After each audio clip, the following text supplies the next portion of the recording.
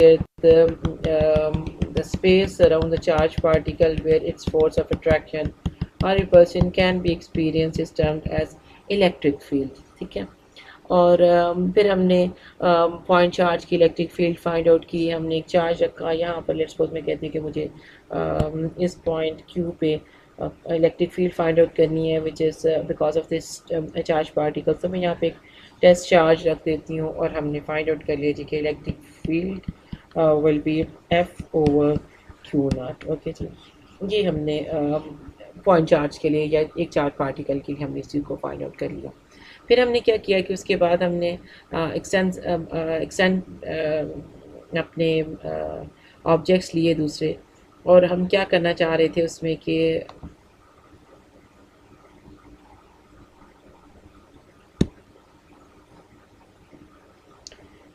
हम extended objects हमने लिए और हमने उस पर फाइंड आउट किया कि हम उनकी इलेक्ट्रिक फील्ड कैसे फाइंड आउट कर सकते हैं। उसके लिए हमने क्या किया, उसके लिए हमने चार्ज डेंसिटीज़ के कॉन्सेप्ट को इंट्रोड्यूस करवाया कि लैम्डा हमारे पास क्या है जी, चार्ज ओवर लेंथ है। इसी तरह हमने सिग्मा को इंट्रोड्यूस करवाया, that is Q over A था। फिर हमने रो को इंट्रोड्यूस करवाया, that is your how to say charge over volume आ जाता है। ठीक है, ये सारी चीज़ें अगर आप देखो। उसके बाद हमने पूरा गॉसेस लॉ का एक चैप्टर पढ़ा, उसमें भी हमने क्या फाइंड आउट किया कि हमने उसकी एप्लीकेशन में basically electric field find out की।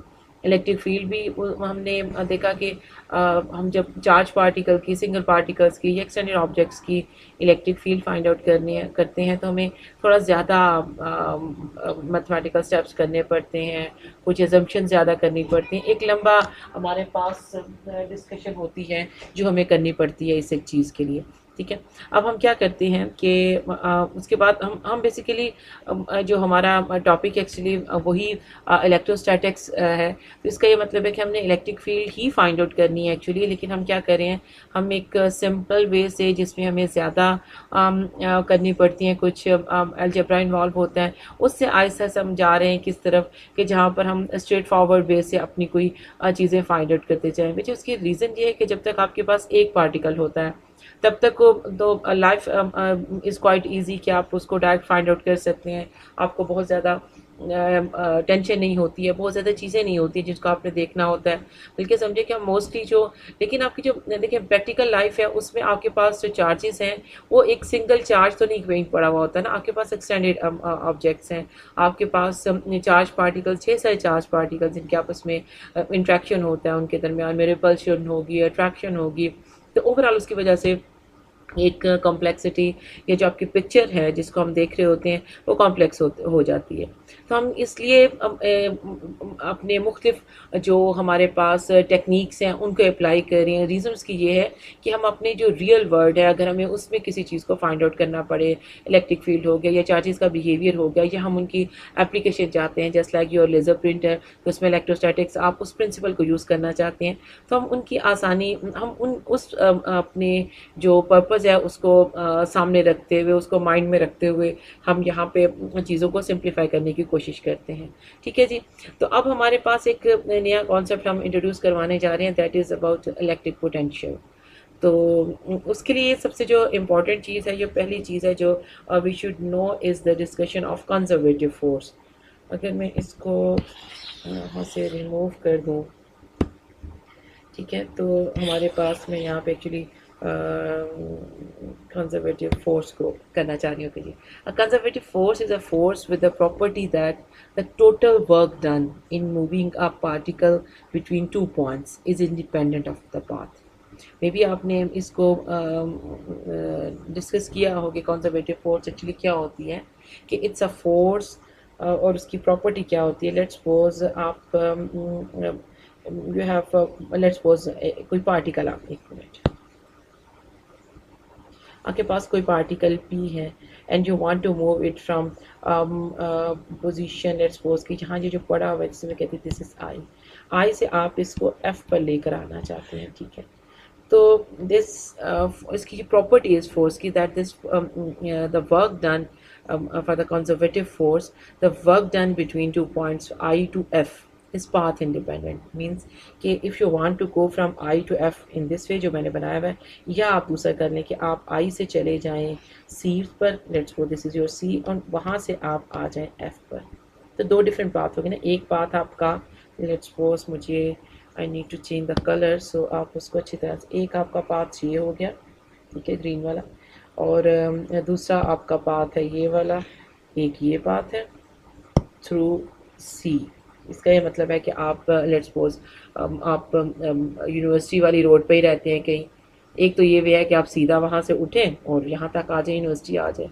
दूसरा वे ये है कि आप कहीं और से घूम के, सिटी में से घूम के, तो दोबारा यूनिवर्सिटी में आ जाएं। ठीक है, जो कंजर्वेटिव फोर्स होती है वो जो वो पाथ इंडिपेंडेंट होती है, उसका जो वर्क डन होता है, आप इसका वर्क डन फाइंड आउट करें, इसका इस रास्ते का करें, तो क्या होगा, ये सेम होगा, इसमें डिफरेंस नहीं आएगा, और पाथ इंडिपेंडेंट होते हैं। इसलिए इसका ये मतलब है कि अगर आप एक क्लोज या सर्कल पे इस पॉइंट से आप शुरू करें और इसी पे आप आके आप ख़त्म कर दें, आपका जो पॉइंट है उसका इनिशियल पॉइंट ये हो और एफ ये हो, लेकिन यहाँ से घूम के आ रहा है, ठीक है, यहाँ से घूम के यहाँ पर आ रहा है, तो वर्क डन क्या होगा, ऑफ कोर्स बर्डन आपका ज़ीरो होगा।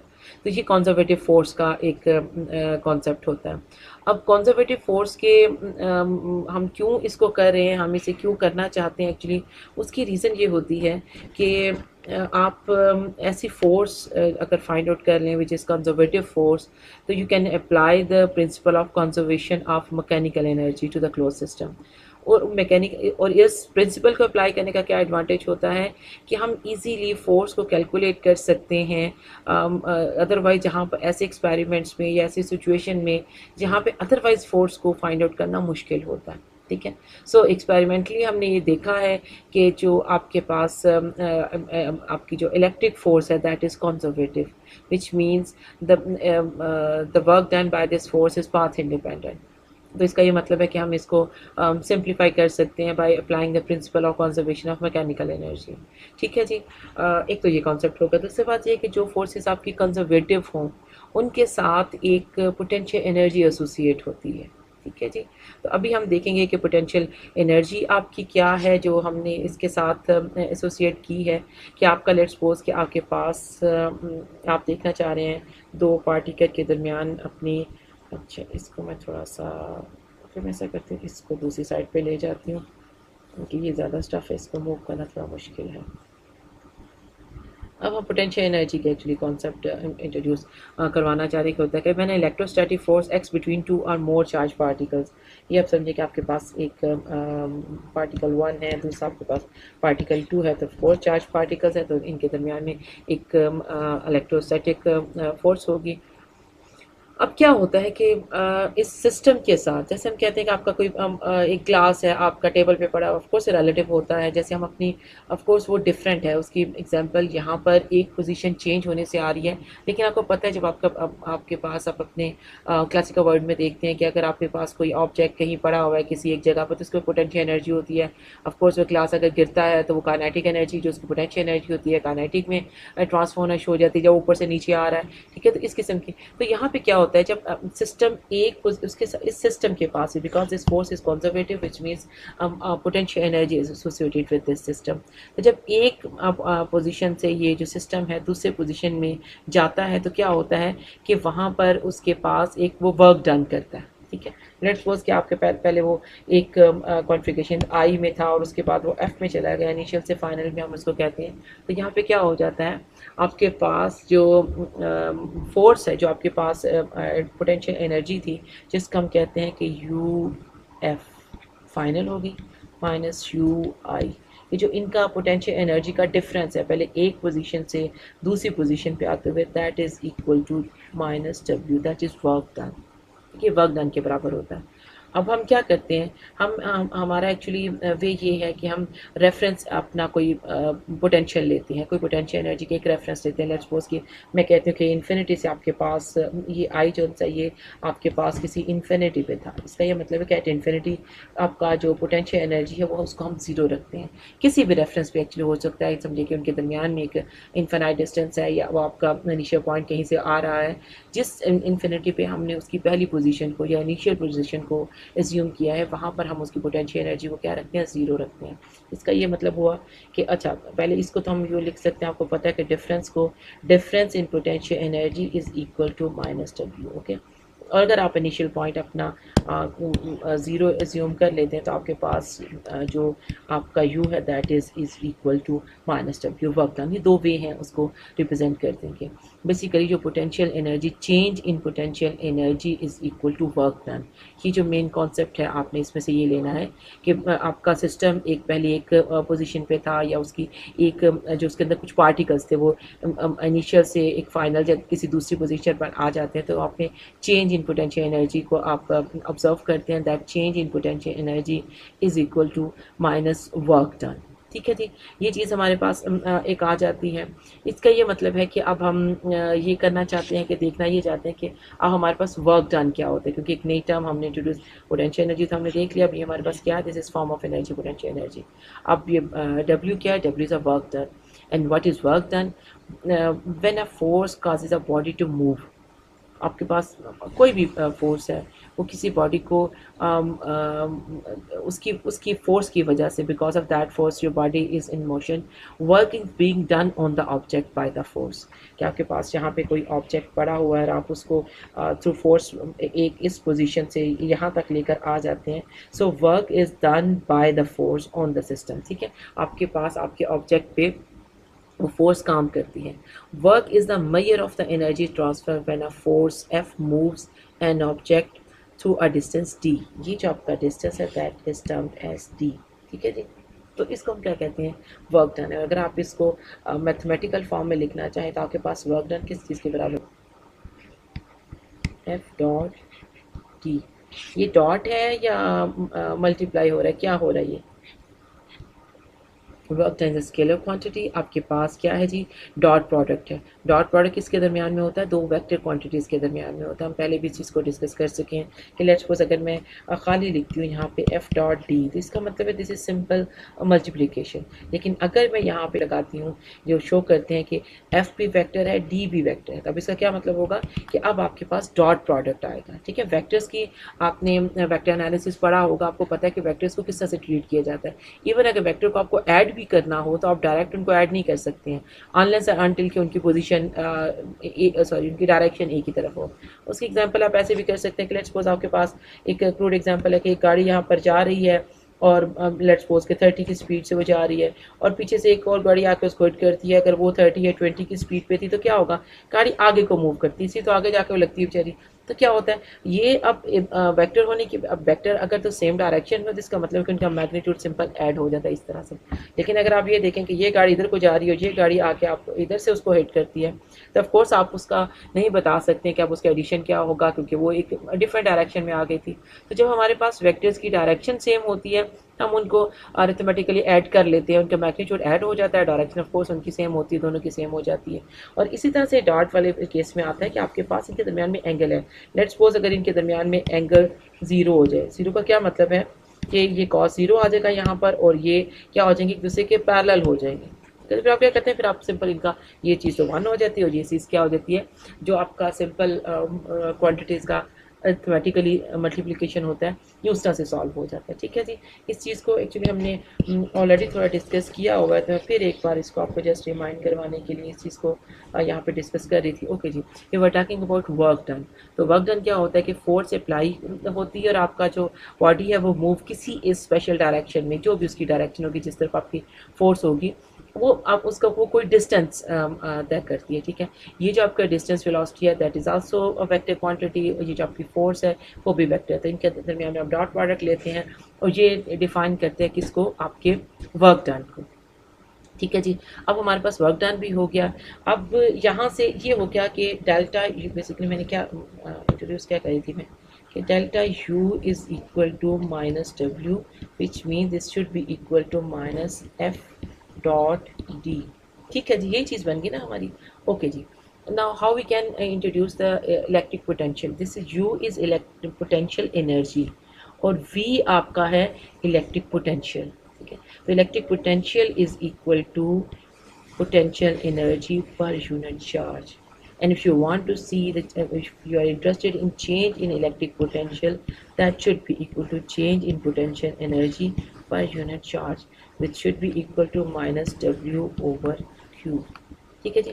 अभी हमने सबसे पहले हमने पोटेंशियल एनर्जी का देखा कि जो भी आपकी कंजर्वेटिव फोर्स होती है उसके साथ एक पोटेंशियल एनर्जी एसोसिएट होती है। Change in potential energy is equal to minus W minus work done, ठीक है। और आपका जो potential energy per unit charge is defined as electric potential which is V, and change in potential energy is electric potential is equal to change in potential energy divided by Q। ये आपका unit charge है और इसका ये मतलब है कि अगर आप इसको W के साथ डिवाइड करते हैं Q को, तो ये इसका मतलब है कि इसका डायरेक्ट रिलेशनशिप अगर आप U को दरमियान में से निकाल दें तो change in electric potential should be equal to minus W over Q। ठीक है जी। तो इस तरह से इलेक्ट्रिक पोटेंशियल एनर्जी और बात से कि आपको ये समझ आए कि हम किस तरह से अपने मैथमेटिकल कॉन्सेप्ट्स को या फिज़िक्स की थ्योरी को किस तरह से हम अप्लाई करते हैं अपने रियल सिस्टम पे। ठीक है, ये हमारा एटमॉस्फेयर है, ये हमें पता है कि हमारे इर्द गिर्द क्या हो रहा है, ये फिजिकल सिस्टम है, ये हमारा ये कोई हमने सपोज नहीं करें इस क्वेश्चन को, ये हम जो एग्जैक्टली आपकी नेचर में जो काम हो रहा है इस वक्त हम उसको देख रहे हैं। ठीक है, तो वहाँ क्या होता है, कॉस्मिक रेज है। अभी हमने एक और नया कॉन्सेप्ट हमने जाना कि कॉस्मिक रेज क्या होती हैं। Cosmic rays high energy protons होते हैं, ये प्रोटॉन भी हो सकते हैं, एटॉमिक न्यूक्लियाई भी हो सकते हैं, मीन्स के चार्ज पार्टिकल भी के पास हाई एनर्जी होती है। जब हाई एनर्जी से आके ये आपके एटमॉस्फेयर से स्ट्राइक करते हैं तो ऑफ कोर्स जब चार्ज पार्टिकल आके हिट करता है उसको बहुत ज़्यादा उसकी एनर्जी होती है, तो वहाँ से वो इलेक्ट्रॉन को क्या करता है, एटम उसको एनर्जी को जब एब्जॉर्ब करते हैं तो वहाँ से इलेक्ट्रॉन जो उनसे वो निकलना शुरू हो जाते हैं। ठीक है, जब वो निकलते हैं तो इलेक्ट्रिक फील्ड के अंदर आ जाते हैं। तो अब हम देखते हैं कि होता क्या है। डाउनवर्ड, ये आपके पास है कि आपकी इलेक्ट्रिक फील्ड है जो अर्थ की वजह say that is pointing downward. ठीक है जी, और इसकी जो वैल्यू है बताएं, what is the change in the electric potential energy of electric, ये एनर्जी की बात हो रही है, मीन्स हम डेल्टा यू की बात कर रहे हैं, of a release electron when the electric force causes it to move vertically upward for distance this one. ठीक है, अब हमें ये आपको जो फोर्स है उसके पास जो इलेक्ट्रोस्टैटिक जो इलेक्ट्रिक फोर्स है उसको कॉज करिए कि वो मूव करे अपवर्ड। ठीक है, ये ऊपर को चला गया है और जो फोर्स की डायरेक्शन है वो भी अपवर्ड है। ठीक है, और ये आपका इलेक्ट्रॉन है, डी आपको गिवन है दैट इज़ 520 मीटर है और इसकी direct out delta U change. ठीक है जी, ये आपने फाइंड आउट करना है। अब हम किस तरह से इसको फाइंड आउट करेंगे, कुछ है आइडिया आपको कि डेल्टा यू किस चीज़ के बराबर है? कोई ऐसी नॉन चीज़ आप बता सकते हैं जिसके बराबर ये डेल्टा यू हो और हम इसको सॉल्व कर लें? जी क्या कहते हैं? Yes, this is equal to minus W, this is work done. Work done क्या होता है? हमें वर्क डन का पता है कि वर्क डन बराबर होता है एफ डॉट डी, दोनों वेक्टर क्वांटिटीज़। ठीक है जी, इसका ये मतलब है और डायरेक्शन आपको नज़र आ रही है। अब चलो पहले मैं इसको लिख लूँ कि यहाँ पर आ जाएगा F d cos theta. So what is theta then? Force की डायरेक्शन अपवर्ड, डी की डायरेक्शन अपवर्ड। अब आप मुझे बताएं कि थीटा की डायरेक्शन क्या, थीटा कौन सा एंगल होगा? जी क्या कहते हैं? अच्छा, बाकी लोग जो हैं वो मेहमान तो नहीं आए हुए थे क्लास में ना, सारे लोग पार्टी हम आंसर लिखे कि यहाँ पे कौन सा एंगल आ रहा है। Of course both vectors are parallel which mean theta should be 0 और आपके पास ये किस चीज़ के बराबर आ जाएगा, एफ और डी के। अब डी तो हमारे पास गिवन है जो ऊपर question that is 520। What about F? F तो हमें गिवन नहीं है। अब एफ को मैं क्या कर सकती हूँ? कोई आप इसके बारे में कोई ऑप्शन दे सकते हैं कि एफ को मैं कैसे फाइंड आउट कर सकती हूँ?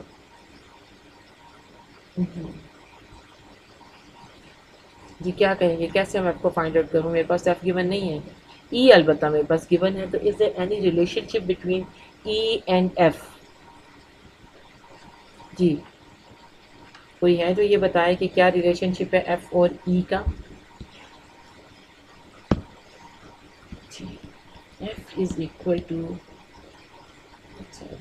लिखना चाहिए इसके बूस्ट में, F over Q which means Q E Q is equal to F. ये जी रिलेशनशिप है हमारे पास एफ और ई का। सो मैं यहाँ पे क्या लिख सकती हूँ कि W is equal to Q E D and what is value of E की वैल्यू में गिवन है, डी की वैल्यू गिवन है, क्यू की वैल्यू अब कहाँ से लेते हैं? अब एक नई टेंशन बढ़ गई है। पहले हमें डी का पता चला था, तो पहले हमने एनर्जी फाइंड आउट करनी थी, इलेक्ट्रिक पोटेंशियल एनर्जी। तो हमने क्या किया, उसको फाइंड आउट करने के लिए हमें पता था कि उसका रिलेशनशिप है वर्क डन के साथ, तो हमने उसको वर्क डन के साथ इक्वेट कर दिया।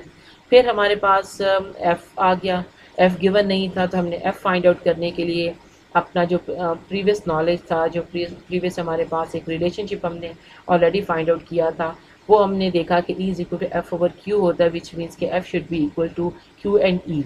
तो मैंने एफ की जगह पे इस एफ की जगह पे रिप्लेस कर दिया किसको, क्यू और ई को, और डी वैसे का वैसे आ गया। अब हमें एक नई टेंशन पड़ गई कि अब क्यू क्या है, क्योंकि एफ था पहले, एफ की जगह पर क्यू और ई आया, तो अब क्यू की वैल्यू में क्या लिखूं। We are talking about electrons, ठीक है। तो हमें पता है कि जी इलेक्ट्रॉन किसके बराबर, इलेक्ट्रॉन की क्या चार्ज होता है, ठीक है। आप 1.6 सॉरी 1.9 क्या जी आपके पास वैल्यू आ जाएगी जी, यहाँ पे कौन सा कर जी 1.6 इंटू 10⁻⁻19 ये चार्ज है उसका, ठीक है। इलेक्ट्रिक फील्ड क्या है 150 न्यूटन पर कूलम, डी क्या है 520 आई थिंक मीटर में है, नहीं मीटर में तो आप इसको कन्वर्ट कर लें मीटर से, ठीक है। अब आप इसको देखें कि आपके पास क्या एंगल आएगा,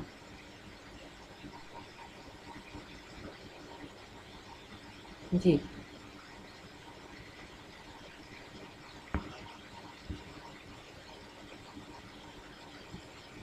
अच्छा, मैंने एंगल एफ और डी का लिखा था, अब इसमें थोड़ी सी और चेंज आ गई है।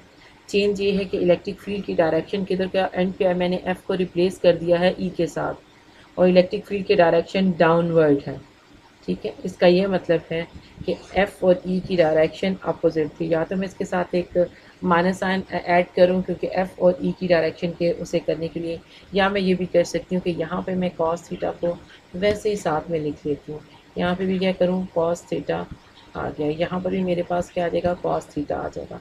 अब जब मैं ई और डी का एंगल देखती हूँ, इनके दरमियान में कौन सा एंगल है, तो ये क्या आ जाएगा, अब 180 आ जाएगा, वो अपोजिट है, ठीक है। तो आपके पास क्या आंसर आ जाएगा जी, आंसर मेरे पास कुछ आएगा, मुझे थोड़ा सा करने दें कि माइनस,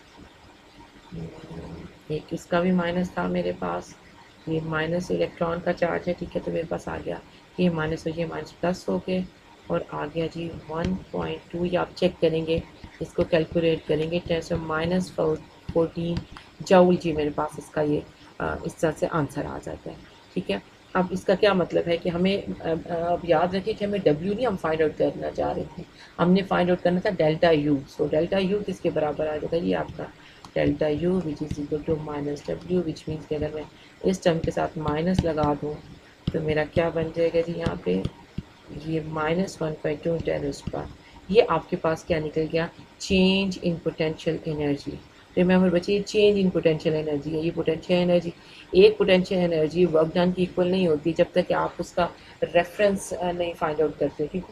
रेफरेंस एनर्जी अगर आपने ज़ीरो रखी हो तब U is equal to W आता है, अदरवाइज क्या होता है change in potential energy is equal to work done. तो हमने उसको यूज़ करते हुए अपना क्या फाइंड आउट कर लिया, वर्क डन फाइंड आउट कर लिया है। ओके जी, अब हम दूसरा काम क्या करते हैं कि हमने डेल्टा यू अगर हमारे पास हो तो आपको पता है कि हम इलेक्ट्रिक पोटेंशियल भी फाइंड आउट कर सकते हैं, ठीक है। इलेक्ट्रिक पोटेंशियल किसके बराबर होता है, तभी ऊपर हम लिख कर आए, आप थोड़ा सा बता सकते हैं।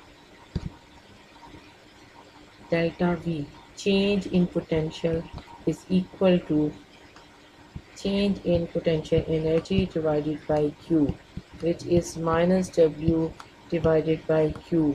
तो यहाँ पर क्या आ जाएगा, ये आपका डेल्टा यू था, ठीक है। तो यहाँ पे अब मैं क्या कर सकती हूँ, यहाँ पे मेरे पास आ जाएगा, अगर मैं इसको डिवाइड कर दूँ -1.2 इंटू 10⁻⁻14 जूल को किसके साथ, क्यू के साथ, क्यू क्या था 1.6 इंटू 10⁻⁻19 कूलम को साथ अगर आप इसको कर देते तो आपको क्या मिल जाएगा, चेंज इन इलेक्ट्रिक पोटेंशियल, ठीक है जी। तो अब वो कैलकुलेट करके मुझे बताएं कि वो क्या आता है आपके पास। मेरे पास कुछ इसकी वैल्यू है जी 4.5 इंटू 10⁻4 वोल्ट, आप इसको कर सकते हैं कि 3 करके आप किलो वोल्ट भी कर सकते हैं, ठीक है। जो इसके यूनिट्स हैं ना, उसको अभी हम चेक करते हैं कि हम यहाँ पर जो हमारे पास इलेक्ट्रिक पोटेंशियल है उसका यूनिट होता है वोल्ट, जो हमारे पास एनर्जी, आपको पता है एनर्जी का यूनिट जूल होता है। अभी हम इसको चेक करेंगे कि हमारे पास जूल पर कूलम वोल्ट के बराबर होता है, ठीक है। तो इसलिए मैंने यहाँ पे इसको वोल्ट लिख दिया, और आप ये भी कर सकते हैं जूल पर कूलम भी लिख सकते थे। तो ये हमें मिल गया इलेक्ट्रिक पोटेंशियल, ठीक है जी। सबसे पहले हमने क्या किया है कि हमने पोटेंशियल एनर्जी फाइंड आउट की है, बल्कि चेंज इन पोटेंशियल एनर्जी देखा है, उसको हमारे पास फाइंड आउट करने का कोई डायरेक्ट इन्फॉर्मेशन नहीं थी। जो इन्फॉर्मेशन हमें गिवन थी वो थी उससे हम वर्क डन को फाइंड आउट कर सकते थे। तो हमने वर्क डन फाइंड आउट किया कि कितना वर्क डन हुआ है यहाँ पर इस सिस्टम पर, और वहाँ से हमने change in potential energy find out करनी। फिर हमें रिलेशनशिप पता था कि आपके पास जो पोटेंशियल एनर्जी है वो एसोसिएट होती है इलेक्ट्रिक पोटेंशियल के साथ। तो क्या होता है, अगर आप पोटेंशियल एनर्जी को डिवाइड कर दें चार्ज के साथ पर यूनिट चार्ज, तो आपको क्या मिल जाता है, इलेक्ट्रिक पोटेंशियल। तो इस तरह से हमने इलेक्ट्रिक पोटेंशियल को भी फाइंड आउट कर लिया, ठीक है जी। इसकी ऐसी ओके जी। अब हम बात करेंगे इक्वी पोटेंशियल सर्फेसिस की, ऐसी सर्फेसिस जहाँ पर पोटेंशियल सेम होता है, ठीक है। अब ये आपके सामने जो फिगर अगर आपको नज़र आ रही है, आप इसको अगर देख पा रहे हैं, तो यहाँ पे क्या है, सर्फेसिस कौन कौन सी सर्फेसिस हैं। अगर मैं इसको ज़रा थोड़ा सा फर्दर क्लीन करूँ, तो यहाँ पर देखें, ये आपका जो नंबर लिखा है यहाँ पे, ये आपकी पहली सरफेस आ गई, ठीक है। ये V1 जिसका पोटेंशियल है, दूसरी V2 है, तीसरी V3 है, और फोर्थ V1 है। अब आपने इसमें डिफरेंट पाथ्स लेने हैं। ये शो एक्चुअली क्या कर रही है, अगर आपका पोटेंशियल एक ही है, VF माइनस VI अगर आप करेंगे, और VF भी वही है जो कि VI था, जो इलेक्ट्रिक पोटेंशियल की बात हो रही है, तो ऑफ कोर्स ये ज़ीरो हो गया। आप V1 इज माइनस V1 अगर करते हैं तो आपके पास क्या आ जाएगा, ज़ीरो आ जाएगा, विच मीन्स कि अगर मैं आपको यहाँ पे लिखूँ कि अभी हमने थोड़ी देर पहले जो ड्राइव किया है कि हमारे पास VF माइनस VI किसके बराबर आ रहा था, माइनस W ओवर Q के, ठीक है। अब मैं कहती हूँ कि अगर आप एक सरफेस पे ही, ये आपकी जो पहला केस है जिसको मैंने भी ग्रीन के तरह ऐड करना चाहिए था, दैट इज ये, इससे पहला पॉइंट ये उन्होंने लिया है, और इसी सरफेस पे ये दूसरा पॉइंट उन्होंने ले लिया। इसका मतलब ये है कि सेम इस पे इलेक्ट्रिक पोटेंशियल सेम है। तो लेट्स सपोज मैं कहती हूँ कि V1 था, तो ये भी इनिशियल भी V1 है, फाइनल भी V1 है, तो ये क्या हो जाएगा, ज़ीरो, विच मीन्स कि वर्क डन, अगर एक ही पोटेंशियल सरफेस के ऊपर वर्क डन क्या होगा, ज़ीरो होगा, ठीक है। अब इसकी दूसरी कंडीशन अगर आप देखें, ये वाला अगर सेकंड वाला देखें, तो आपने स्टार्ट किया है पोटेंशियल V3 से, ठीक है। V3 से आप आगे हैं V4, तो ये बच्चे ये ग्रीन जो निशान है ये ऐसे बना हुआ, ठीक है।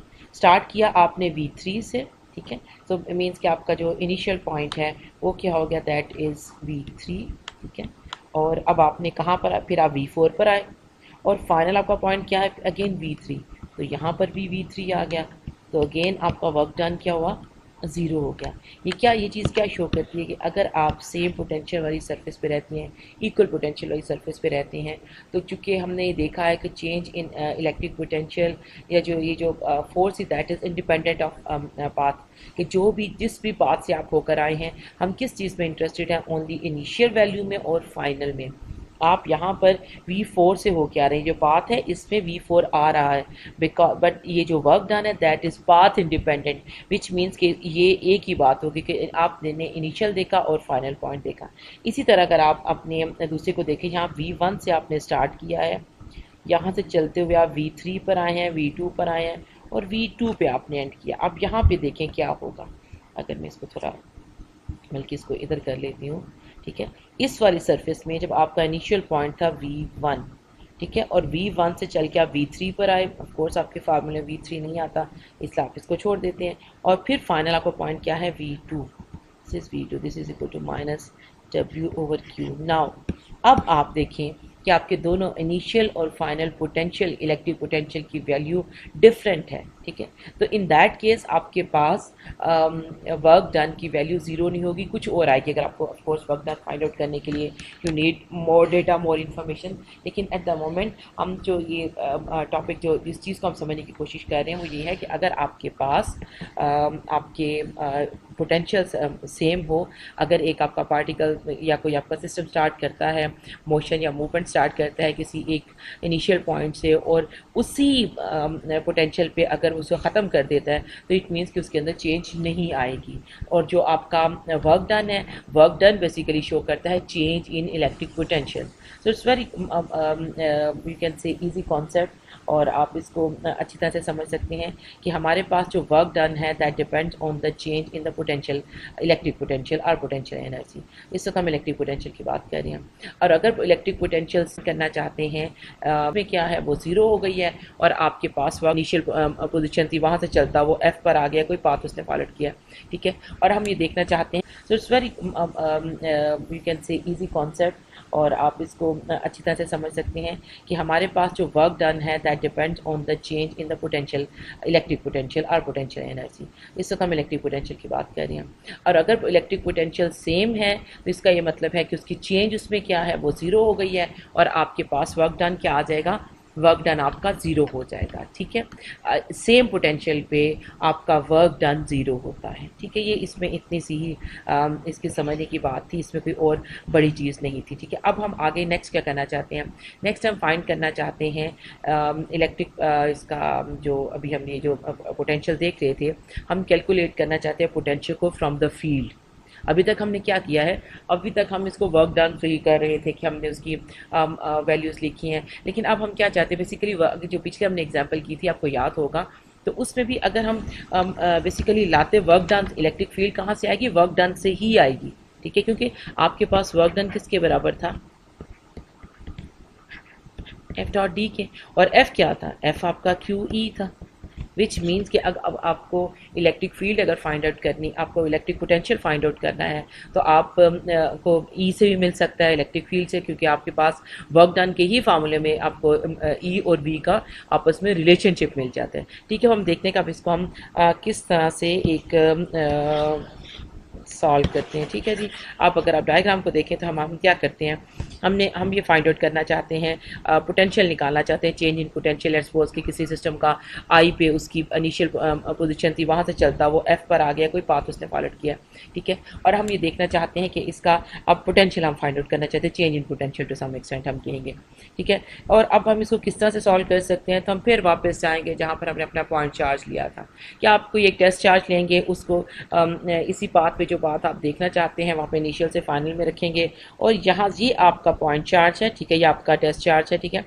इसने ये वाला ये छोटा सा रास्ता, ये जो डी एस है ना, ये इसने मूव किया है अपने यहाँ पर इस लाइन पर। डी एस से क्या मुराद है कि आप छोटा सा एस आपकी टोटल लेंथ है, और डी एस से मुराद है कि आपने उसका स्मॉल पैच, ये वाला पैच है ना, इसको आपने कंसिडर किया, ठीक है जी। अब इस चार्ज की डायरेक्शन क्या होगी, वही जो इलेक्ट्रिक फील्ड की वही फोर्स रिस्पेक्ट कर रही है ना, तो जो इलेक्ट्रिक फील्ड की डायरेक्शन है, तो electric field first of all आप देख सकते हैं कि यहाँ पर इसकी जो विड्थ है वो ज़्यादा है, यहाँ पर इसकी कम है, विच शोज़ कि ये जो गिवन इलेक्ट्रिक फील्ड है that is non uniform electric field, ठीक है जी। और दूसरी बात है कि इस पे इसकी डायरेक्शन क्या होगी, डायरेक्शन इसकी ऑफ कोर्स सेम है, सिर्फ उसकी स्ट्रेंथ डिफरेंट है यहाँ पर, okay ji.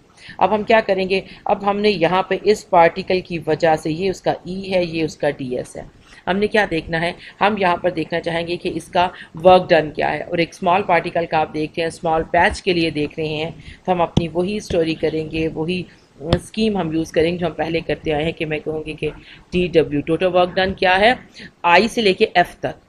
Eight the moment I am not considering the whole path, मैं कौन सा पाथ इसका ले रही हूँ, only a small patch that is small length that is D S, ठीक है जी। एस टोटल लेंथ है और मैं इसको डी एस ले रही हूँ, तो अब ये किसके बराबर आ जाएगा, जो भी उसके ऊपर फोर्स एक्ट कर रही है वो, और साथ में आपका डी एस, ठीक है जी। ये चीज़ आ गई। अब आपको पता है कि आपका एफ़ क्या चीज़ है, एफ़ की जगह पर आप रिप्लेस कर दें किसको, क्यू आपका स्केलर हो गया, ये आपका वेक्टर, और यहाँ पर आपका डी एस, ठीक है जी। ये चीज़ क्योंकि इसकी डायरेक्शन है डी एस की, किस डायरेक्शन में आप आई से एफ़ की तरफ जा रहे हैं, ठीक है जी।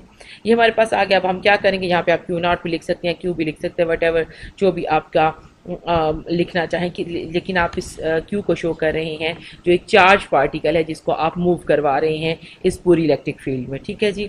अब आपके पास क्या आ जाएगा, अगर हमें W चाहिए तो हम वही हम काम करेंगे कि हम स्मॉल पैचेस को इतना एक तो बहुत छोटा लेते हैं और बहुत करीब लेंगे कि हम इस पर कैलकुलस अप्लाई कर सके। So total work done would be क्या आ जाएगा जी, Q0E.ds। ये आपके पास ही W आपका आ जाएगा, ठीक है। और आपको पता है कि आपका W किस चीज़ के बराबर था, जो आपके पास VF माइनस VI, ये किसके बराबर है, माइनस W/Q0, क्योंकि यहाँ मैंने Q0 लिया है इसलिए मैं यहाँ पे भी Q0 लिखा है। अगर हम इसको आप कंफ्यूज अगर हों इसके कि हमने पहले Q लिया था, तो मैं फिर क्या करती हूँ, मैं इसको भी Q ले लेती हूँ, ठीक है, ताकि आपको आसानी हो कि हम क्या काम कर रहे थे, ठीक है जी। तो यहाँ पे मेरे पास क्या आ गया, Q। तो अब मैं क्या लिखूँगी यहाँ पे जी, माइनस ये वाला माइनस यहाँ पर आ गया, ये Q मैंने बाहर निकाल दिया, ये वाला Q, ठीक है जी। अब अंदर मेरे पास क्या बच गया, E.ds। और बच्चे इंटीग्रेशन में पता है कि कहाँ से, ये I to F है, हमने हमारा जो टोटल पाथ है that is I to F, okay. अब हमारे पास क्या बच गया कि ये जो डेल्टा V है that is change in electric potential is equal to minus E.ds I to F, whatever the distance, आप जो भी आपको गिवन होगा इनिशियल पॉइंट को आपको बताया जाएगा। अभी मैं एक और एग्जांपल यहीं पर अभी करती हूँ तो आपको उससे कंफर्म हो जाएगा कि हमने कौन सा पॉइंट लेना है, ठीक है। और अगर हम ये काम करें कि हमारा इनिशियल V, अगर मैं कहती हूँ कि वो पोटेंशियल ज़ीरो है, तो आप ये भी कह सकते हैं कि आप इसको V भी निकाल सकते हैं। इसका वो कैसे निकलेगा जी, कि आप VF माइनस VI कर दें, आपके पास क्या आ जाएगा, सॉरी ये VI आप इसको ज़ीरो ले लें, तो V equals to minus E.ds। In this way हम क्या करते हैं, हमने पोटेंशियल फाइंड आउट किया है फ्रॉम E, ठीक है। ds आपका लेंथ है, जो भी इलेक्ट्रिक फील्ड होगी उसके मुताबिक आपको पोटेंशियल मिल जाएगा। अब हमने डायरेक्ट एक रिलेशनशिप बनाया है इलेक्ट्रिक पोटेंशियल और इलेक्ट्रिक फील्ड का, ठीक है जी। अब यहाँ पर अगर आप फिर इस चीज़ को देखें कि हम क्या कर रहे थे, हमारे पास एक पाथ ही, ये हमारी फील्ड लाइन्स है ब्लू वाली, ये इनकी डायरेक्शन इससे एरोहेड इसका शो कर रहा है कि डाउनवर्ड नीचे की तरफ इसका डायरेक्शन है ई की। यहाँ पे एक इनिशियल पॉइंट है आई और यहाँ पे एक फाइनल पॉइंट है एफ, ठीक है। हम यहाँ से इसका हम कहते हैं कि हमारा जो पार्टिकल है वो यहाँ से लेके यहाँ तक उसने मूव किया है, और अब हम चेंज इन इलेक्ट्रिक पोटेंशियल देखना चाहते हैं, ठीक है जी। और देखना किस चाहते हैं, in terms of electric field. हम क्या करते हैं, हम एक छोटा अपना टेस्ट चार्ज लेते हैं या कोई एक चार्ज लेते हैं, उसको हम मूव करवाते हैं I to F। तो अब हमने, अगर मैं एक छोटे से पैच पे अगर उसको मूव करती हूँ तो मुझे क्या मिल जाएगा, वो वर्क डन मिलेगा जो उतने से पोर्शन के लिए, समझो कि इस पैच को मूवमेंट के लिए या इस दौरान इसको यहाँ से यहाँ तक ले जाने के लिए जो काम हुआ है दैट इज़ DW।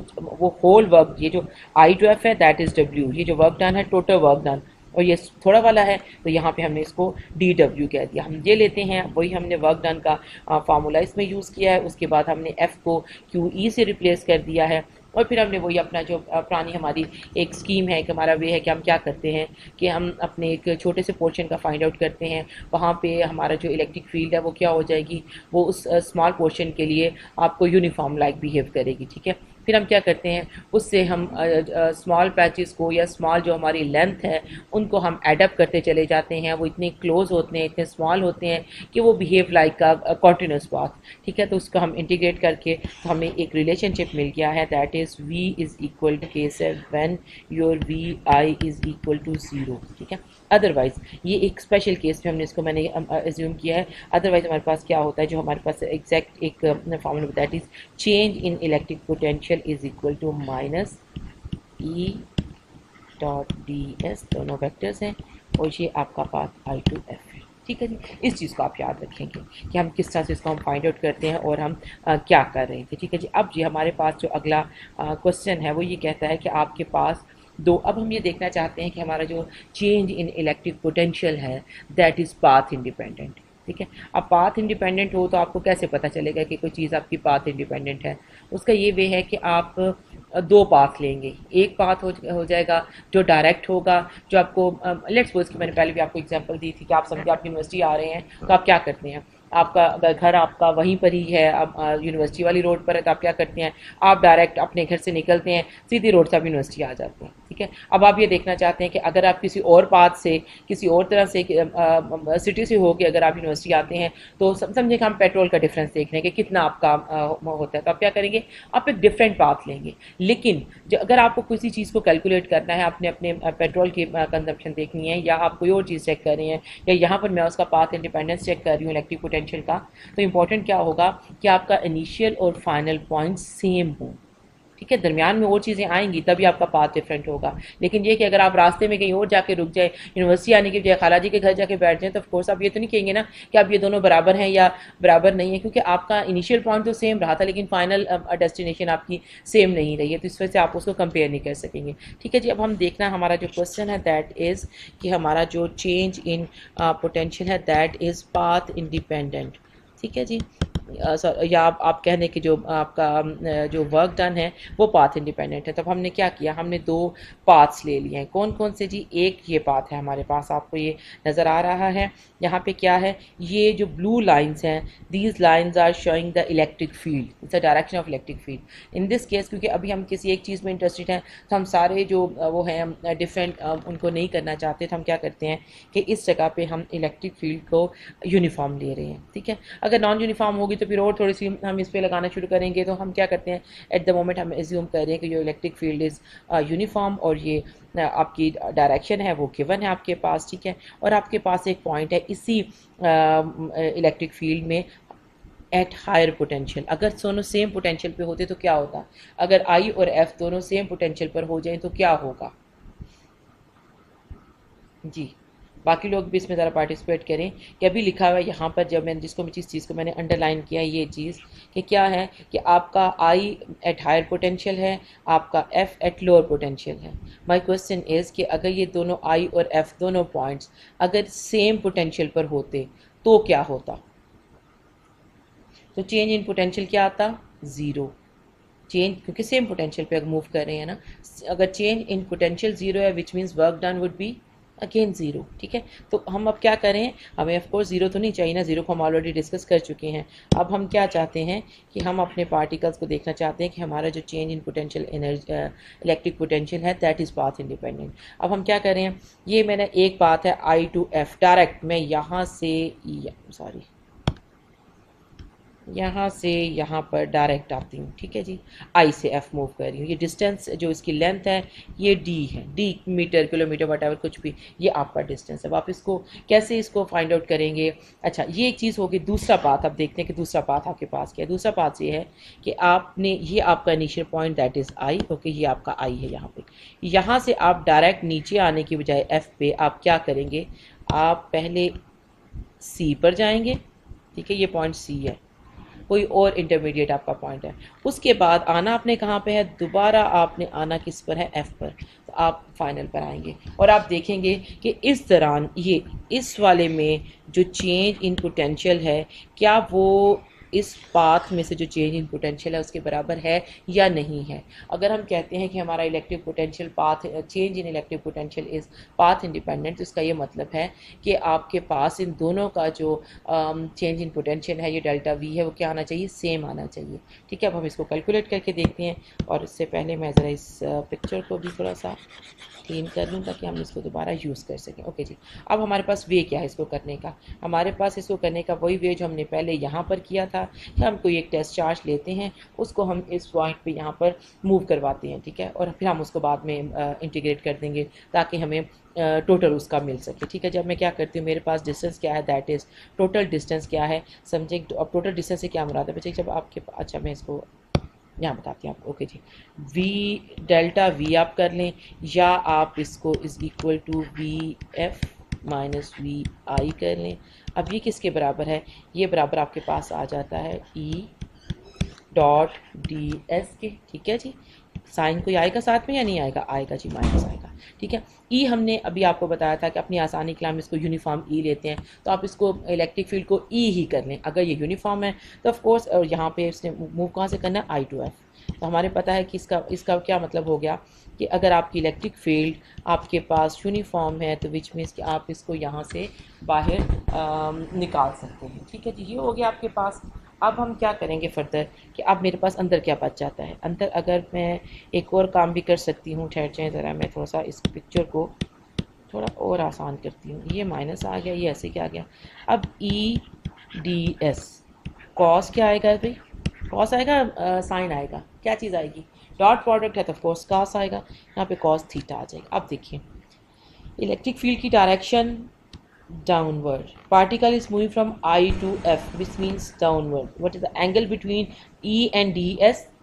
पैरेलल हो गया, क्या एंगल हुआ, 90 हो गया, क्या कहते हैं, मुझे तो 90 लग रहा है, आपको क्या लग रहा है। जी बिल्कुल ठीक है, जो पैरेलल हैं तो एंगल इसके दोनों में क्या होगा, ज़ीरो होगा, विच मीन्स कि आपकी ये इक्वेशन बन जाएगी ई डी एस कॉस थीटा की जगह पे आप क्या लगाएंगे, ज़ीरो, ये पूरी टर्म आपकी क्या हो जाएगी, 1 हो जाएगी। ठीक है जी, ये चीज़ आपके पास आ गई। अब आप क्या करेंगे, अब यहाँ से आप इसको माइनस ई आप अपने बाहर निकाल दिया, अब आपके पास ई डी एस रह गया, आई टू एफ। अब ये जो पोर्शन है आपका, ये सारा इंक्लूडिंग इंटीग्रेशन, बच्चे देखिए छोटा सा इतना सा पाथ क्या था, दैट इज़ डी एस। ठीक है, अब आपने इसके साथ मैं दूसरा कलर करती हूँ, ये और पाथ जोड़ना शुरू कर दिए, बल्कि इसी की करते हैं जो यहाँ पर है, हम उसी को मैं बताती हूँ शायद। ओके जी, ये जो छोटा सा पाथ है ये वाला, इसको हमने कहा ये डी एस है। अब आपका टोटल पाथ क्या है, यहाँ से यहाँ, ये सारा आपका पाथ है, चलता चलता ये आई हो गया, यहाँ से नीचे आते आते यहाँ पर ये एफ हो गया। तो ये टोटल आपकी लेंथ है, ये टोटल लेंथ, ठीक है, that is given which is equal to 0, sorry D, क्या है जी, ये जो टोटल इसका स्मॉल पार्ट है दैट इज़ डी एस। बच्चे ये जो डी है ना, ये इस डी को शो नहीं कर रहा एक्चुअली, ये डी डिफरेंशियल को, छोटे जो उसका डेल्टा है ना, उसको शो करने के लिए कि आप छोटा सा आपने एक लेंथ लिए उसको शो कर रहा है, ये डी एस कर रहा है इसको। ठीक है, हम यहाँ पे क्वेश्चन को चेंज करने के लिए भी कर सकते हैं, मैं एस डी की जगह पे यहाँ पर एस ले लूँ। ठीक है, तो आपको ज़्यादा शायद अच्छी तरह समझ आ जाए। चलिए हम ये चेंज कर लेते हैं ताकि आपको कोई कन्फ्यूजन ना हो। मैं ये कहती हूँ कि इसका जो स्मॉल पोर्शन है ये वाला, that is D S which means small portion. ठीक है, और ये जो पूरी लेंथ है दिस इज़ एस। ठीक है जी, इसका ये मतलब होगा ये पूरी लेंथ आपको कब मिलेगी, जब आप डी एस को इंटीग्रेट करेंगे आई टू एफ पर। तो अब मेरे पास यहाँ पर क्या आ जाएगा, एक मिनट इस पिक्चर को हम थोड़ा सा और नीचे कर दें। तो जी यहाँ पर मेरे पास delta V is equal to minus E S. E क्या है, इलेक्ट्रिक फील्ड, एस क्या है, लेंथ उसकी। ठीक है जी, क्लियर हो गया आपको कि यहाँ पर चेंज इन पोटेंशियल किसके बराबर आया है, इलेक्ट्रिक फील्ड ई और उसकी जो टोटल लेंथ है I to of that is S. ठीक है जी, और मैं यहाँ पर भी इसको थोड़ा चेंज कर दूँ ताकि आपको यहाँ पे बाद में कोई कन्फ्यूजन ना हो। तो ये जो लेंथ है इसको मैंने अब किससे किया है, इसको मैंने एस कह दिया ताकि आपको आसानी हो जाए। ठीक है, ये क्वेश्चन की मैंने चेंज किया इसके अंदर।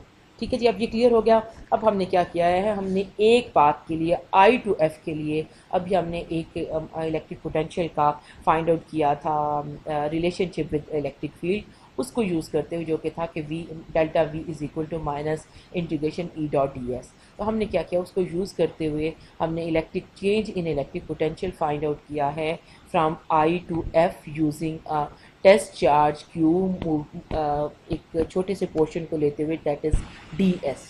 ठीक है जी, इलेक्ट्रिक फील्ड के डायरेक्शन और डायरेक्शन ऑफ द ये जो आपका आई टू एफ है दैट इज़ सेम, वो चूँकि दोनों एक दूसरे के पैरेलल आ जाते हैं, उनके दरमियान जो एंगल है वो ज़ीरो है। इसको भी हमने यहाँ पर सारा यूज़ किया, तो हमारे पास जो आंसर आया that is minus E S. अब अगर तो हमारा जो डेल्टा एस है दैट इज़ पाथ इंडिपेंडेंट, इसका ये मतलब होगा कि आपके पास ये डेल्टा एस समझ लें कि आपने एस में लिखते हो कि ये स्ट्रेट जो पाथ था ना उसका हमने निकाला है। अब अगर तो ये बराबर आ जाए आपके दूसरे जो डिफरेंट पाथ के, तो इसका मतलब है कि हमने इस चीज़ को प्रूव कर दिया कि हमारा जो change in potential that is path independent. Okay जी, अब हम क्या देखते हैं, अगला पाथ ले लेते हैं जी। अब हमारा ये पाथ देखें, अब इसमें अगेन थोड़ी सी चेंज कर लें कि मैंने यहाँ पे डी की जगह क्या लिखा है, एस लिखा है। ओके जी, आपका पार्टिकल अब दो में आप उसको अपनी इंटीग्रेशन को इसको करेंगे। एक आपके पास आ जाएगा I to C पाथ, ठीक है, इसकी लेंथ आपको गिवन नहीं है। दूसरा पाथ है C to F, इसकी भी लेंथ आपको गिवन नहीं है। मीन्स कि जब आप इसको इंटीग्रेशन करेंगे तो आपको थोड़ी सी कुछ काम करना पड़ेगा। सो डेल्टा V किसके बराबर आ गया जी? अब मैं इस पाथ को ले रही हूँ जो कि है I to C। पहली बात ये कि ये आपके पास, अच्छा मैं आपको ये यहाँ आपका जो इलेक्ट्रिक फील्ड है या जो आपकी इलेक्ट्रिक पोटेंशियल, जब भी हमने सेम पोटेंशियल सर्फेस की बात की तो देखिए कि ये पॉइंट इनिशियल और ये जो फाइनल पॉइंट सी है ये किस चीज़ पर है? ये एक ही पोटेंशियल पर है। इनको वैसे भी ज़ीरो आना चाहिए, लेकिन अभी हम प्रूव भी करते हैं कि ज़ीरो आते कैसे हैं। ये हमारे पास ये बराबर हो गया E डॉट डी एस, ठीक है जी। अब ये हो गया I to C, I to F नहीं है, ठीक है, I to C, और इसको हम यहाँ पे S की जगह में कह देती हूँ C, ठीक है। ये डेल्टा आपका electric potential, change in electric potential है फ्रॉम I to C। इस बात पे आप इसको देख लें। चलें हम इसको देख लेते हैं। हमारे पास क्या आ जाएगा? Minus E D S cos theta. अब देखेंगे थीटा का यहाँ पर क्या है, ये आपका करेंगे आप उस तरह से। आप एक छोटा सा पार्टिकल लेंगे, उसको आप यहाँ पे मूव करवाएंगे, डीएस पाथ को स्टेलर्स को तय किया है। अब ये देखिए पार्टिकल की डायरेक्शन जो सी है वो इधर से इधर जा रहा है, ठीक है। इलेक्ट्रिक फील्ड की तरह ये देखिए, आपको जो ब्लू लाइन्स है वो किस तरफ है? वो डाउनवर्ड है। इलेक्ट्रिक फील्ड की डायरेक्शन इस पॉइंट पर ये है। एंगल दोनों के दरमियान में क्या हुआ जी? ज़ीरो। क्या कहते हैं, दोनों का एंगल क्या है जी? आप ये बता दें मुझे। दोनों का एंगल क्या आ रहा है? कॉस 90। इसका क्या मतलब हुआ? ये टर्म होगी ज़ीरो, विच मीन्स कि आपका potential difference along I to C is equal to zero. ये आपने प्रूव भी कर दिया है और आप इसको वैसे भी जानते हैं कि अगर आपका इनिशियल और फाइनल पॉइंट आपके इलेक्ट्रिक पोटेंशियल का सेम पोटेंशियल पे हो तो वहाँ पे ऑफ कोर्स चेंज क्या होती है? ज़ीरो होती है, ठीक है जी। अब हमारे पास अगला पाथ आ जाता है और थोड़ी सी अब उसमें हमारे पास काम भी आ जाएगा कि अब हम इसको क्या करेंगे। अब हमारे पार्टिकल की डायरेक्शन बन गई होगी ये, मुझे आपके सामने नहीं, ये कलर ठीक नहीं है। ये आपके पार्टिकल की डायरेक्शन है और ये आपके पास इलेक्ट्रिक फील्ड की डायरेक्शन है और गिवन है ये एंगल दैट इज़ 45। सो अब आप क्या लिखेंगे जी? Delta we. अब इसका मैं नाम देती हूँ, ये सी एफ है, तो अब मैं इसको एफ कह देती हूँ, ठीक है जी। अब ये किसके बराबर आ गया? डेल्टा एफ मेरे पास किसके बराबर आएगा? मैं फिर वही फॉर्मूला लिखूँगी, integration E dot D S, ठीक है। अब यहाँ पे इंटीग्रेशन किसके दरमियान में? सी से एफ तक। पहली इंटीग्रेशन किस में थी? आई से सी तक। अब सी से आपने कहाँ जाना है? एफ तक, ठीक है जी। अब यहाँ पर आपके पास क्या आ जाएगा? ये किसके बराबर है जी? Minus E D S cos 45 आएगा, कोई कुछ और आएगा? गिवन है बच्चे की, तो इसकी जो डायरेक्शन है पार्टिकल की वो किधर गई? हमारी किधर घूम गई है? जो पार्टिकल की डायरेक्शन है और जो हमारे पास ये है जी, इसको मैं फिर साथ में नीचे लिया हूँ, अपने कैलकुलेशन के पास थोड़ा कर लिया हूँ उसको, तो मुझे पता चले। ओके जी, अब देखिए यहाँ पर, ओके यहाँ पर क्या जी कि आपका जो पार्टिकल है वो मूव कर रहा है 45 विद रिस्पेक्ट टू किसके? आपके इलेक्ट्रिक फील्ड ई के। अब हम क्या करें जी? अब हमने यहाँ तक तो सॉल्व कर लिया कि हमारे पास क्या आ गया? माइनस ये आ गया और ई को भी अब यूनिफॉर्म में मैंने बाय निकाल लिया। cos 45 आप मुझे बता दें कि क्या आता है? cos 45 भी आपका बाहर आ गया क्योंकि कोई नंबर है ना, और अंदर आपके बच गया डी एस। ये कहाँ से? सी से एफ तक, ठीक है जी। इसका ये मतलब हुआ कि यहाँ पर आपको लेंथ चाहिए ई cos 45, ठीक है, और लेंथ आपके पास, तो आपको टोटल इसको लेंथ को इंटीग्रेट करेंगे तो आपको क्या क्या मिल जाएगा? सी एफ, ठीक है। अगर आप थोड़ा सा इस पॉइंट को फर्दर समझें, जब हमने आई टू एफ, ये हमारा आई था और ये हमारा एफ था, ये टोटल लेंथ थी, इसको मैंने एस कहा था। जब मैंने इसको आई टू एफ इंटीग्रेट किया डी एस को, तो मुझे वो लेंथ मिली जो ये वाली थी आई टू एफ की डायरेक्ट, ठीक है। तो वो क्या थी? एस थी, एस ही मेरी गिवन थी। लेकिन अब यहाँ पर मुझे जो मिल रहा है दैट इज़ सी एफ। अगर मैं चाहूँ, मैं कहती हूँ भाई ये मेरे पास डेल्टा वी एफ आ गया, तो अब मैं इसको क्या करूँ? सी एफ को तो हमें नहीं पता कि सी एफ क्या है, ये सी एफ तो हमें उसकी लेंथ का आइडिया नहीं हो रहा, ना मैं इसको कंपेयर कर सकती हूँ कि ये इसकी ये वैल्यू एस के बराबर है या नहीं है। तो मैं इसको कैसे फाइंड आउट करूँ? तब हम क्या करते हैं कि हम इसको अपनी जो हमारे पास जो ट्राइंगल बन रही है उस पर गौर करेंगे कि आपकी ये ट्राइंगल बन रही है जी। ये आपका एक पाथ हो गया, ठीक है, और इधर क्या था जी आपका दूसरा हो गया। ये एंगल क्या गिवन है जी 45, ठीक है, ये आपका 90 का, तो यहाँ पे एंगल क्या होगा? यस और नो? ऐसी ट्राइंगल जिसकी दो एंगल सेम हो तो उसकी दो लेंथ्स क्या होती हैं? बराबर होती हैं, ज़्यादा होती हैं, डबल होती हैं, क्या होती हैं? कुछ है आपको याद? ये लेंथ हमने डिफाइन की हुई है, ये वाली, ये लेंथ, ये आई टू एफ है, ये हमें पता है ये एस है, ठीक है। इसका ये स्केल के मुताबिक नहीं ड्रॉन, ठीक है, लेकिन मैं आपको एंगल से बता रही हूँ कि दोनों एंगल इसके सेम है। इसका ये मतलब है कि ये दोनों लेंथ्स क्या होंगी? सेम होंगी। जानते हैं ना आप इस चीज़ को कि नहीं जानते इस बात को आप?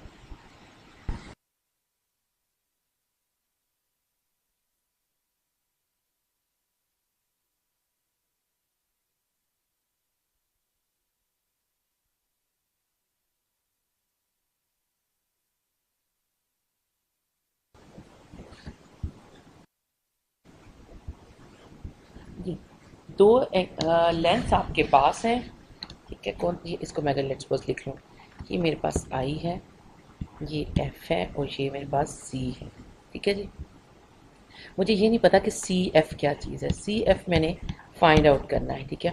और अभी हमने ये बताया कि हमारे पास एक ट्राइंगल है जिसके दो एंगल्स बराबर हैं, ठीक है, तो इसका क्या मतलब होगा कि उसकी जो लेंथ्स हैं दो, वो क्या होंगी? आपस में बराबर होंगी। इसके सामने वाली ये और इधर इसके सामने वाली दूसरी ये लेंथ क्या होंगी? आपस में बराबर होंगी। और ट्राइंगल को आपके पास कौन सी है? राइट एंगल ट्राइंगल है। तो आप क्या कर सकते हैं जी? कुछ आप बताएंगे मुझे इसके बारे में? सी एफ किसके बराबर आएगा?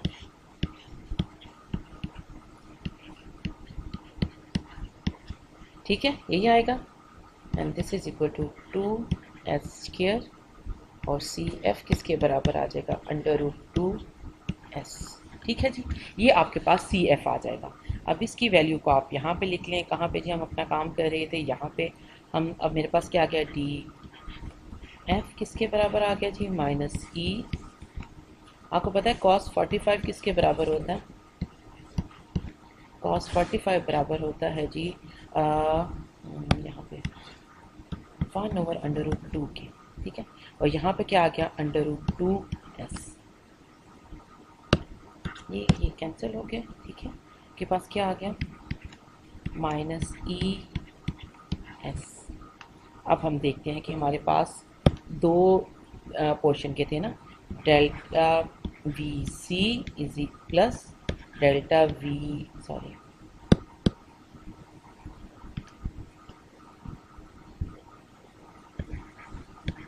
वी एफ, ये किसके बराबर आएगा? Delta V I C F की, ठीक है। कहाँ से चला था? आई से, सी से और एफ से होता हुआ। और ये जो चीज़ है ये हमारी किस चीज़ के बराबर होनी चाहिए? Delta I C F should be equal to delta V I F. ये क्या बताता है कि आप एक डिफरेंट पाथ से आए हैं, ठीक है, ये वाली चीज़, और ये एक डायरेक्ट पाथ को शो कर रहा है। अगर टू डिफरेंट पाथ्स आप ले रहे हैं और उनमें आपका चेंज इन पोटेंशियल सेम आ रहा है, तो इसका क्या मतलब होगा कि ये पाथ इंडिपेंडेंट है, ठीक है, जिसका जो वर्क डन था, यहाँ पे क्या था? -es, और यहाँ पे भी क्या था? -es। इसका मतलब क्या हुआ कि ये चीज़ होल्ड करती है, ठीक है जी। अब फिर अगर एक बार आप इसको समझना चाहें, इस चीज़ को एक दूसरी नज़र से देखना चाहें कि यहाँ पे देखें ये क्या था, सॉरी, अगर मैं इसको यहाँ पे, ये ज़ीरो था और ये क्या था? -es, तो इसलिए इसको मैंने क्या लिखा है? -es। क्लियर है ना ये बात आपको? तो इसमें कन्फ्यूजन तो नहीं है आई थिंक, ठीक है जी। अब आपने क्या करना है कि अगर मैं यहाँ पर आपको दोबारा से हम इसी चीज़ को डिस्कस करें कि यहाँ पर एक्चुअली हो क्या रहा था या हमने करना क्या था, ठीक है, हम उस चीज़ को दोबारा से देखते हैं। सबसे पहले हमने क्या किया जी कि हमने आज का जो लेक्चर है उसका छोटा सा थोड़ा सा आपके सामने, एक मिनट जी, एक क्विक ओवरव्यू कर लूँ ख़त्म करने से पहले, ताकि आपके उसमें हो जाए कि सबसे पहले हमने आज के लेक्चर को स्टार्ट किया था एक्चुअली अपने डिस्कशन से इलेक्ट्रिक पोटेंशियल की। हमने कहा कि हम ऐसी जो आपकी इलेक्ट्रिक फील्ड है, बेसिकली जो इलेक्ट्रिक फोर्स है, ये कंजर्वेटिव फोर्स है। कंजर्वेटिव फोर्स होने से इसका ये मतलब है कि इसके साथ कोई पोटेंशियल एनर्जी एसोसिएटेड है, जिसको हम क्या कहते हैं जी, इसको हमने यू कहा था, ठीक है। और जो चेंज इन यू बराबर होता है माइनस वर्क डन के, ठीक है। इससे हमें पता चल गया कि हमारी change in potential energy is equal to minus work done. और हमारे पास जो पोटेंशियल एनर्जी का डिफरेंस है कि change in potential energy per unit charge is termed as change in electric potential, या in other words you can say कि change electric potential energy U per unit charge is equal to electric potential, V is your electric potential, ठीक है। इसका ये मतलब है कि आप इसके साथ इसका डायरेक्ट रिलेशनशिप बना सकते हैं माइनस W ओवर Q के साथ। W is your work done, ठीक है। यहाँ ये बात क्लियर है? ओके जी, नेक्स्ट आपके पास क्या हमने कर लिया। फिर इसके बाद हमने एक एग्जांपल की थी कॉस्मिक रे वाली कि आपके पास इलेक्ट्रॉन आ रहे हैं, अब आपने उसमें चेंज इन पोटेंशियल, हमने वहाँ पे चेंज इन पोटेंशियल एनर्जी भी निकाला। किस चीज़ से निकाला कि W हमें पता है बराबर होता है F डॉट D के। ये स्केलर क्वांटिटी है और डॉट प्रोडक्ट है ये F और D के दरमियान में। तो जो भी आपकी कोई डायरेक्शन होगी, अगर आपने इसको, आपको फोर्स गिवन है तो आप इस चीज़ को फोर्स के साथ सॉल्व करेंगे। अगर आपको इलेक्ट्रिक फील्ड गिवन है तो आप इस F की जगह पे QE लिखते हुए आप उसको सॉल्व कर सकते हैं, ठीक है जी। तो फिर आप E की डायरेक्शन देखेंगे कि क्या आ रही है आपके पास।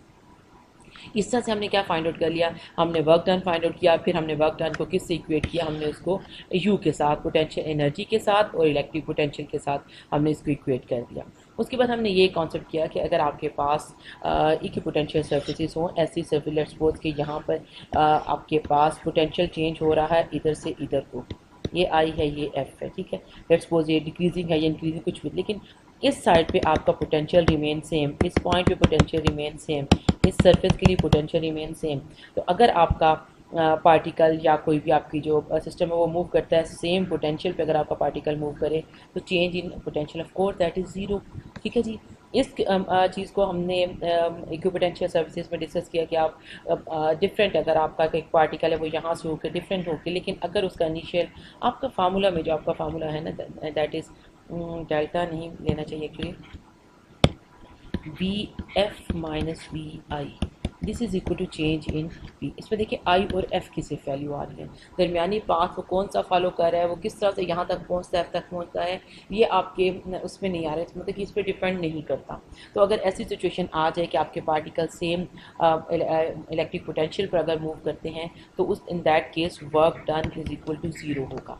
लेकिन अगर वो एक पोटेंशियल से शुरू करते हैं और दूसरे पोटेंशियल में जाके एंड अप करते हैं तो आपका work done will not be equal to zero, ठीक है चीज़, ये चीज़ हमने किया। उसके बाद हमने कहा है, हमने एक्चुअली फाइंड आउट करने की कोशिश की है relationship between electric potential and E. उसके लिए हमने क्या किया कि हमने कोई अपना पाथ लिया था, अब यहाँ से हमने एक ये मैं कहती हूँ कि यहाँ से मुझे ये आई है और एफ तक उसने आना है, तो मैंने एक छोटा टेस्ट चार्ज लिया, उसको मैंने यहाँ पे मूव करवाया, उसकी डायरेक्शन ये थी। तो यहाँ से मुझे क्या मिल गया, या तो डेल्टा वी है, उसका एक डायरेक्ट रिलेशनशिप मिल गया ई डॉट डी एस के साथ, ठीक है जी। अभी जो डेल्टा वी है, अगर आप इसको कोई स्पेशल केस करना चाहें तो आप ये भी कर सकते हैं कि कहीं पर आप वी आई को ज़ीरो कर सकते हैं और आप चाहें तो वी एफ को भी किसी स्पेशल केस में ज़ीरो कर सकते हैं, ठीक है। तो आपके पास एक रिलेशनशिप बन जाएगा minus E dot D S. Of course ये एक स्पेशल सिनेरियो है, यहाँ पे हमारे पास एक ये भी हमने कर लिया। उसके बाद हमने एक एग्जांपल किया है कि जो हमारा चेंज इन इलेक्ट्रिक पोटेंशियल है, इस चीज़ को शो करने के लिए कि ये पाथ इंडिपेंडेंट है, इसको फ़र्क नहीं पड़ता है कि आपने एक इस पॉइंट से यहाँ तक पहुँचे, आई एंड दिस इज एफ, आप इधर से यहाँ पर आ जाएं, आप इधर से यहाँ पर आ जाएं, आप इस पॉइंट पे यहाँ से होते हुए यहाँ पर आ जाएं, इन सब का जो वर्क डन है that is change, that is same. या आप ये कहें कि जो इनका चेंज इन इलेक्ट्रिक पोटेंशियल है दैट इज़ वो सेम आएगा, वहाँ पे डिफरेंस नहीं आता, because this force is independent, path independent है कि आप कोई भी पाथ लें जो इनके दरमियान में समझने के ये एक डिस्टेंस बन रहा है, ये आपका इसके बराबर आ जाएगा। ये चीज़ करने के लिए हमने क्या किया, हमने एक एग्जांपल ली है जिसमें दो तरह के हमने, छोटा करूँ मैं, पिक्चर देखना चाह रही हूँ, फिगर आपको एक बार फिर दिखाना चाह रही हूँ, ठीक है जी। ये हमने दो तरह के फिगर ली हैं जी, हमने सिचुएशन ली है कि एक वो है जहाँ पर आपके पास पार्टी का डायरेक्ट आई टू एफ आ रहा है, ठीक है। इसका हमने क्या फाइंड आउट किया, इसका हमने change in potential energy find out कर लिया। फिर हमने एक और क्वेश्चन इसी के पार्ट किया, आई और एफ को हमने क्या किया कि अब आपका जो चार्ज पार्टिकल है, जो आपका टेस्ट चार्ज है जिसने आई टू एफ जाना है, अब एक और पाथ ले रहा है, दैट इज़ पहले वो आई से सी पर जाएगा, ठीक है, और सी के बाद वो यहाँ पर एफ पर आएगा। इसको जो हमारे पास गिवन इन्फॉर्मेशन थी, पहली बात तो ये कि ये आपका सेम पोटेंशियल पे है, आपको पता है कि ये वाला पाथ जीरो होगा, लेकिन आप इसको एंगल लिख के इसको जीरो करेंगे ताकि आपको पता चले कि ये काम जो हमने यहाँ पे किया था 90 के साथ वो आप पूरा लिखेंगे और फिर आप इस वाले पाथ को जीरो कर देंगे, ठीक है। साथ में आप एंड पे मेंशन भी कर सकते हैं कि because these two point I and C are on the same potential, ठीक है।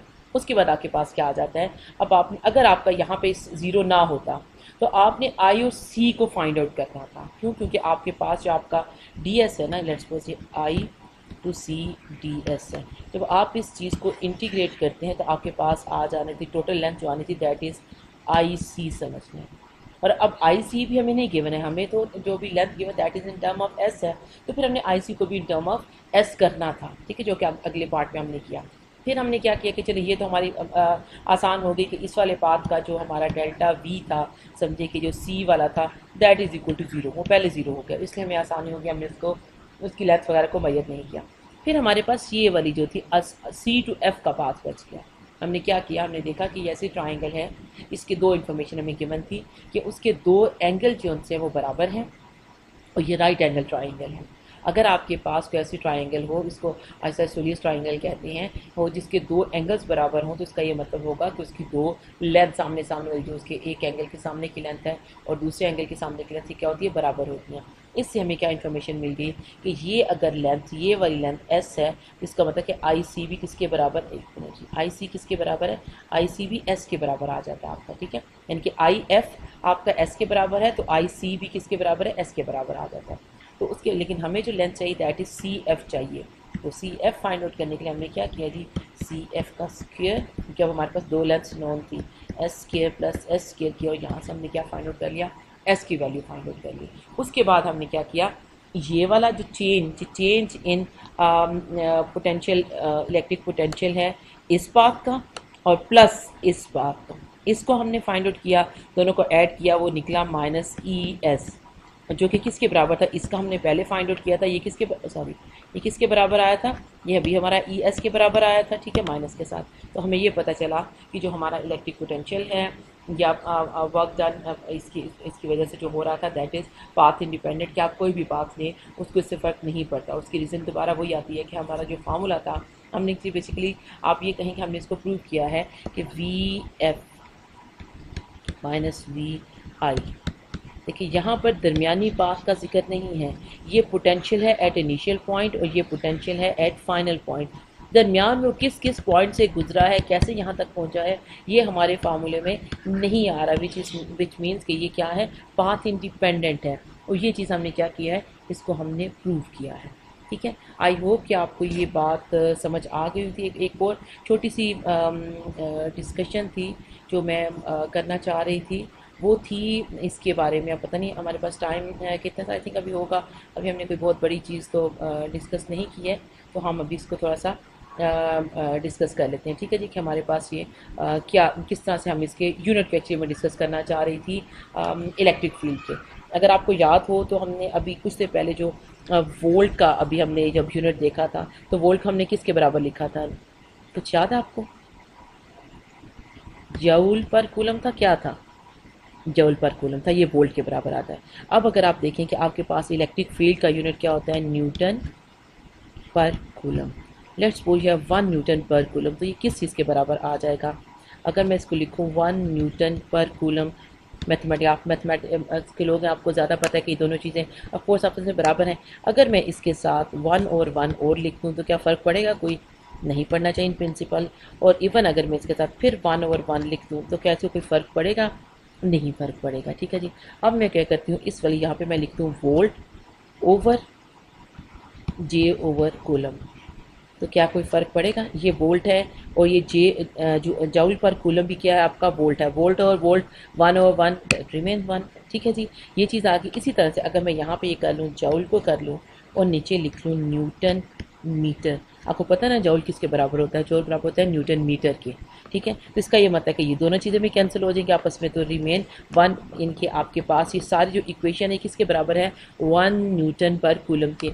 एक्चुअली ये जो एक्सरसाइज मैं कर रही हूँ इसका मकसद वजह ये है कि हम एक इलेक्ट्रिक जो फील्ड है उसका एक नया unit in terms of volt drive करना चाहते हैं, तो मैं उसको वहाँ पर आपको लेके जाना चाह रही हूँ। ठीक है जी, अब अगर आप देखें तो हमारे पास इक्वेशन क्या बनती है। ठीक है जी, ये सी कहाँ चला जाएगा, ये सी ऊपर चला जाएगा, यहाँ से ख़त्म हो जाएगा। ठीक है, ये सी इस सी से कैंसिल हो गया, ये जौल इस जौल से कैंसिल हो गया, ये एन इस एन से कैंसिल हो गया। आप बता सकते हैं बाकी आपके पास क्या बचा। मेरे पास 1 बचा, और क्या है जी, वोल्ट है ये वाला, और कोई चीज़ जो यहाँ से बची हो दैट इज़ ओवर मीटर। ठीक है, इसका ये मतलब हुआ कि 1 newton per coulomb is equal to 1 volt per metre. इसका ये मतलब है कि ये यूनिट किसका था, इलेक्ट्रिक फील्ड का। तो इसका ये मतलब है कि ये भी यूनिट किसका है, इलेक्ट्रिक फील्ड का। कि आप इसको जब आपको जिस सिचुएशन में आप हो वहाँ पर आप इसके यूनिट को चेंज कर सकते हैं कि 1 newton per coulomb is equal to 1 volt per metre. ठीक है, ये एक हमने रिलेशनशिप बनाया है कि हमें क्या चीज़ चाहिए थी, अब उसको वोल्ट को देखते हुए हमने कर लिया। इसी तरह बच्चे हमारे पास डिफरेंट यूनिट्स यूज़ होते हैं। अगर हम पार्टिकल फिजिक्स की जैसे बात करते हैं तो हमारे पास 1 इलेक्ट्रॉन वोल्ट हम यूज़ करते हैं। वहाँ पे एक यूनिट यूज़ होता है 1 इलेक्ट्रॉन वोल्ट। ठीक है, ये किसके बराबर होगा, आपका इलेक्ट्रॉन है और आपके पास क्या आ गया जी, 1 वोल्ट आ जाता है। अब इलेक्ट्रॉन की क्या वैल्यू, 1.6 इंटू 10⁻⁹ कूलम है आपके पास। ठीक है जी, और आपके पास वोल्ट किसके बराबर है, वोल्ट आपका जूल पर कूलम के बराबर है, यहाँ कूलम है। तो ये किस चीज़ के, 1 इलेक्ट्रॉन वोल्ट किस चीज़ के बराबर आ जाता है, 1.6 इंटू 10⁻⁹ जूल के। ठीक है जी, ये चीज़ आपके पास आ जाती है। और अब हम क्या करना चाह रहे थे, बस ये यूनिट से रिलेटेड चीज़ें हैं, इस पे कोई इतनी हमें कुछ नहीं है। और हम क्या कर सकते हैं जी, यहाँ पर कोई ऐसी चीज़ जो हमने मिस की हो, बस आई थिंक ठीक है। ये हमने जो यूनिट है उनकी कन्वर्जन को भी चेक कर लिया है कि हम मुख्तलिफ, एक्चुअली डिपेंड करता है आप किस सिचुएशन में। इलेक्ट्रॉन वोल्ट हम यूज़ करते हैं मोस्टली पार्टिकल फिजिक्स में। पार्टिकल फिजिक्स में आपके पास क्या होता है, जो आपके पार्टिकल के इलेक्ट्रॉन मैसेज हैं। अब अगर आप इलेक्ट्रॉन के मैस की बात करते हैं वो 10⁻31 किलोग्राम में आता है। अगर आप प्रोटॉन की बात करते हैं 10⁻27 किलोग्राम में आता है। तो आप इनको डायरेक्ट कंपेयर नहीं कर सकते, तो हम क्या करते हैं, फिर हम वहाँ पे एक और यूनिट यूज़ करते हैं दैट इज़ इलेक्ट्रॉन वोल्ट।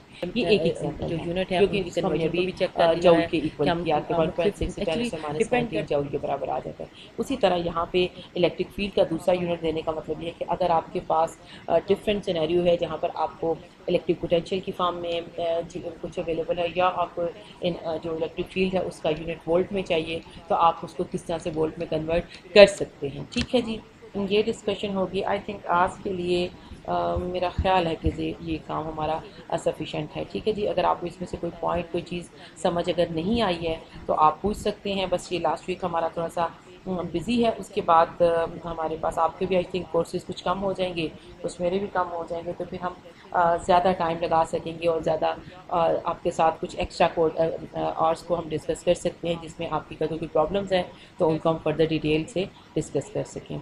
ठीक है जी, आई थिंक आज के लिए ये काफ़ी है। ओके जी, तो यही बस करते हैं। ओके, अल्लाह हाफिज़। समझ अगर नहीं आई है तो आप पूछ सकते हैं। बस ये लास्ट वीक हमारा थोड़ा सा बिज़ी है, उसके बाद हमारे पास आपके भी आई थिंक कोर्सेज कुछ कम हो जाएंगे, कुछ मेरे भी कम हो जाएंगे, तो फिर हम ज़्यादा टाइम लगा सकेंगे और ज़्यादा आपके साथ कुछ एक्स्ट्रा कोड आर्ट्स को हम डिस्कस कर सकते हैं जिसमें आपकी कभी कोई प्रॉब्लम्स हैं तो उनको हम फर्दर डिटेल से डिस्कस कर सकें। ठीक है जी, आई थिंक आज के लिए ये काफ़ी है। ओके जी, तो यही बस करते हैं। ओके, अल्लाह हाफिज़। समझ अगर नहीं आई है तो आप पूछ सकते हैं। बस ये लास्ट वीक हमारा थोड़ा सा बिज़ी है, उसके बाद हमारे पास आपके भी आई थिंक कोर्सेज कुछ कम हो जाएंगे, कुछ मेरे भी कम हो जाएंगे, तो फिर हम ज़्यादा टाइम लगा सकेंगे और ज़्यादा आपके साथ कुछ एक्स्ट्रा कोड आर्ट्स को हम डिस्कस कर सकते हैं जिसमें आपकी कभी कोई प्रॉब्लम्स हैं तो उनको हम फर्दर डिटेल से